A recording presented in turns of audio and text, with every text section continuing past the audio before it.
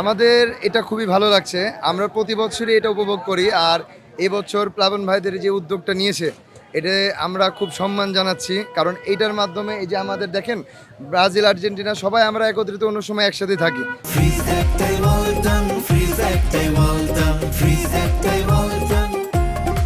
সবাই আমরা নিজেদের ভাই ভাই, কিন্তু অনেক সময় হয় কি খেলার মাধ্যমে মন দরাদরি হোক বা মন মালিন্য হয়ে একটা ধরেন মানে ঝামেলা ঝগড়া বিবাদের মধ্যে যায়।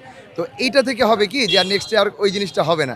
এই যে যেমন এই আমার ভাই, ছোট ভাই হচ্ছে, তাই যে আমরা দুই ভাই দেখেন একসাথে আসার পরে দেখে একটা কোলাকুলির একটা যে সৃষ্টি হলো আর কি। তো এটা থেকেই যে আমরা এটাই মানে সবাইকে গোটা দেশে জানাতে চাচ্ছি যে খেলাটা খেলার জায়গায় আমরা ভাই ভাই ভাইয়ের জায়গায় আমরা খেলা সমর্থন করি, আমরা সমর্থক, আমরা এটাকে সম্মান জানাচ্ছি আর এটা উপভোগ করব। এছাড়া অন্য যেন কোনো কিছু বা কোনো দিকে না হয়। হ্যাঁ, এটার জন্য একটু আবেগ কাজ করছে আর কি, কারণ আর্জেন্টিনা খেলা যখন বোঝা টোটালি ভালো মতন বুঝলাম, তখন মেসিকে দেখে আর কি ভালো লাগাটা কাজ করেছে। এটার জন্য আর কি একটু খারাপই লাগছে।